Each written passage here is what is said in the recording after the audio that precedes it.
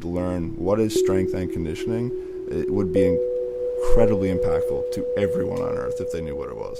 It could change your life.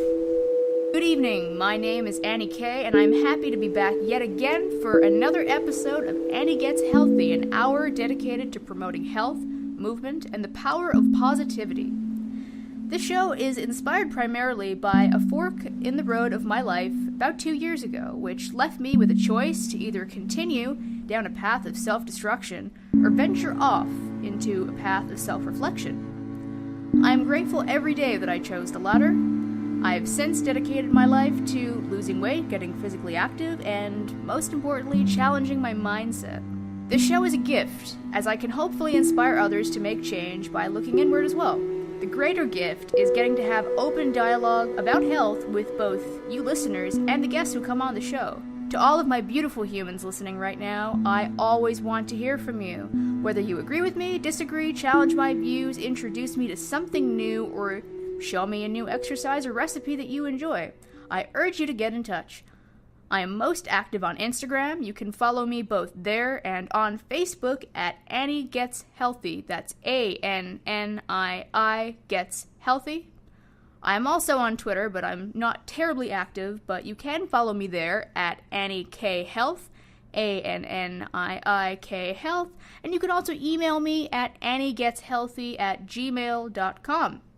Once again, if you have any questions or concerns, I will begin tonight's program with the disclaimer that I'm not a physician, any type of medical practitioner, dietitian, personal trainer, as of now. The opinions expressed by both myself and my guests are our informed opinions that correspond with experience from real-world scenarios or data from research. I may also occasionally cite books, articles, and journals, but I encourage you to do your own research. And if you do want to make any sort of lifestyle change, I urge you to speak with a physician, and perhaps a personal trainer as well, for advice and a balanced approach. Dramatic change taken on too quickly can be quite detrimental, so I assure you to take it slow and keep yourself well informed. With all of that out of the way, I am going to begin to touch on the topic of conversation for this evening. In episode 3, titled My Breaking and Mending Brain, I discuss the benefits of strength training on my mental health. I can honestly say that I do not know where my life would be without it. Even my academic performance would be a fraction of what it is now if I didn't consistently lift weights. Going through such a big transitional phase in my life has left me seeking others who share my mindset, and sometimes life has a way of bringing you to people you were just meant to know. One of these people will be joining me on the show tonight to discuss strength training and its relationship with mental health. After the break, we will welcome my friend Josh Sullivan on the show for tonight's episode, Building Body and Mind. But before we get started, we're going to take our very first break of the hour. But stick around, Annii Gets Healthy will be right back after these messages. Annii Gets Healthy is back. As I said before the break, the topic of discussion tonight in episode 6 is building body and mind with my guest, Josh Sullivan. Hi, Josh. Welcome to Annii Gets Healthy. Hello and welcome. Yeah, indeed. It's a real pleasure to have you on, Josh. I am so excited, actually, to be a part of this, as that intro is exactly my philosophy, my approach on life, my lifestyle, what I've been through. I feel like that also is very impactful, as a lot of people, what you just said, have been through some of these things. And strength training and mental health, they're definitely 2 and 2 combined, the yin and yang. Absolutely, and I'm really big on telling people that, I think a lot of people go to the gym and they expect to come out and everything to be different, and they're expecting results to be immediate and really visible, and there's going to be profound positive change. But my argument has always been I've never felt worse leaving the gym, and even if my mood, even if my brain doesn't feel that different, on my way home, that's when you start to feel that kind of endorphin feeling post-workout going on, and that's also when you get that sense of accomplishment for, I didn't want to leave my house, but I did. I lifted heavy things. I did something today that I couldn't do last week. Yeah, it's amazing what just going in with the mindset of trying to get 1% better can do. Yeah. it's very impactful. A lot of people think like I need to be the best at this, and it's not the case. I mean, absolutely, you can have that drive and passion, but there's going to be hard days, there's going to be easy days, but just going in with the mindset to be 1% better, that the consistency is key there. It's true, and it's important also not to put that huge expectancy on yourself of my progress needs to be linear, because as you know, it does not work like that. No, goals should be long-term and short-term. Yeah. And there's going to be everything in between those, which, I mean, that's what keeps people motivated. I mean, sometimes the long-term goal seems so far away, but make short-term ones on the way. I mean, those small successes are what keep you going. What I've noticed lately is I had upped my weights kind of dramatically for a while on the cables primarily, and what I was noticing is that my form was getting kind of shoddy. So I've taken it back like a good 5 pounds just so that I can focus on, it's not all about the number. It's not about the number on the rack, not about how much weight you're loading up or how much you weigh on the scale that day. It's just gravity. It's just gravity. We can go on another planet and it can be completely different. I think what this is really cool about mental health is how the gym connects you mind and body. You can really feel, a muscle working and connect with the activity you're doing and become, I'll say, present in the moment. It's amazing how that can teach you so much about yourself. I find that there's a concept in leisure research called flow about when the challenge and the skill level are equal, we go to this state called flow, where we're just experiencing so much enjoyment and we don't really care about the world around us. We feel no self-consciousness. We're very lost in what we're doing. Yeah, and that, I think if you can find that daily ritual, and you can put it in maybe like you have a morning ritual, a daily ritual, and an evening ritual, which is exactly what I like teaching, and you can find that bliss or flow in those moments of your life and your day, you're setting yourself up for really 24 hours of happiness. And it's finding those small moments where, there's going to be bumps in the road, like I said earlier, but having a morning ritual that makes you feel like you're in flow, then having a daily ritual. A lot of people at the gym, that's that daily ritual. Again, you're putting yourself in that flow, and then maybe an evening ritual. And it's almost like there's your cycle there of trying to keep a good flow of just happiness.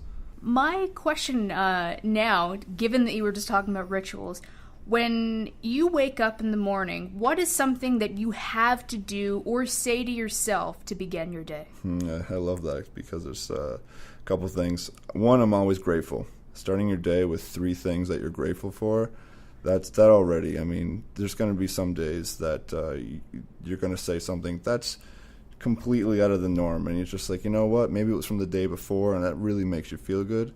The next thing for me would be it's a cold shower. Yeah, you posted about that, and I think we talked about it last time we were together. Yeah, the cold shower is, anyone that knows me knows I really don't like the cold. Even here, we're hanging out, and I'm wearing a coat and a jacket just because I like to be warm all the time, drinking a hot tea here.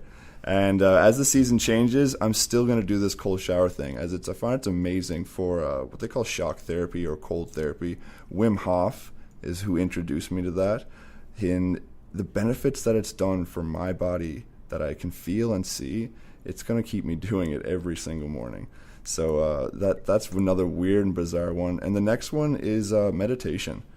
So I do like 5 to 10 minutes minimum where I'm thinking about those things I'm grateful for, what I want to do that day, just some positive affirmations, and setting my day up in my head just so I kind of know what I want to do and what my goals are. And again, that's kind of the morning ritual, which is like 20, 25 minutes. So do you find yourself just being pumped to just tackle it right from there, or do you need a minute to kind of get into the swing I definitely need a minute. I mean, I even have a sandbox that I put my feet in sometimes as well. I love that. Yeah, these are some amazing rituals that I've done, and just some of them have kept themselves in my life and some of them haven't. I've tried it's what hundreds. You need at particular times. Yeah, so putting your feet in the sand again. I think I'm supposed to be on a beach. Here I am in Newfoundland, but I think I'm meant to be on a beach somewhere. Yeah, because a second I put my feet in the sand, start doing my meditation, that's when I start getting a boost in energy. And then from there, that's when I'll do my cold shower, my therapy. And then from there, it's meditation, more wakeful meditation as I'm just kind of getting ready for the day. And then that's the rituals. So a part of that morning ritual, and it might come at any given time, but I see you there with the green tea. Yeah. Yeah. So what's your usual do you have a hot drink relatively early in the day? Again, every morning, I will have a warm glass of lemon water. So brilliant. Freshly squeezed lemon water. On top of that, sometimes there's a tea bag, but I'll also take lion's mane mushroom extract, ashwagandha, and bacopa. I saw something like that on your yeah, your so Instagram. that is a trio that I take for mental health, really, just how your brain works.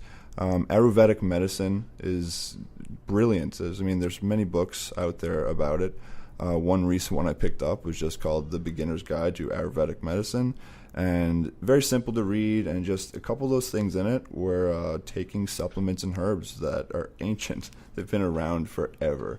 And I've been taking them now for months, and it's impactful how you can really feel the difference in some of these supplements.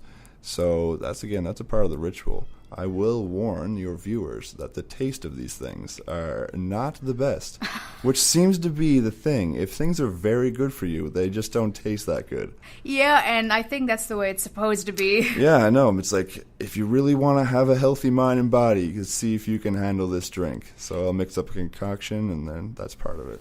So in regards to this journey, both physical and mental, I want to rewind back for you, back in your journey. I had a whole episode at the very beginning of this show where I talked about my journey. Really, the first 3 episodes were that. Mm-hmm. And when me and you first met, you gave me a pretty good overview, and I can definitely tell that your activity, your weightlifting, your whole approach to health has truly changed your life, has it not? Yeah, absolutely. From everything, every aspect of my life, going to the gym started all of those chain reaction changes. And I'm blessed to say that I found my passion at such an early age, starting at, I would say, 18, and continue it from there. Of course, there were other passions that I tried, but you find the one that you're like, no, this is it. This is what makes me tick. And again, getting up in the morning and being grateful knowing that, that's a great way to start your day. So what was your proper introduction to bodybuilding? A proper introduction to bodybuilding was heartbreak, I'd imagine. Oh, really? Yeah. I think a lot of people experience that. Going through a bad breakup was the main thing I think that fueled not wanting to do it, but wanting to be the better version of myself. And going to the gym was just the outlet.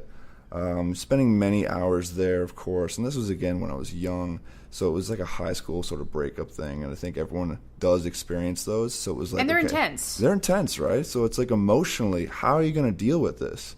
So it was like that was my outlook. So going there, and again, low confidence, didn't have a lot going that I thought was about myself, that I was positive thinking.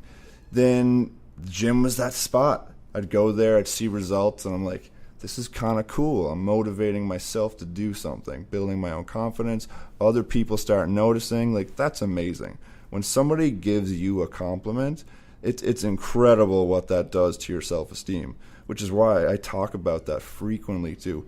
Just smile at someone, tell someone a positive thing about somebody else. Tell someone something positive, you'll change their day. Oh, a little goes a long way. Oh, it's amazing what something so small can be so impactful to someone else.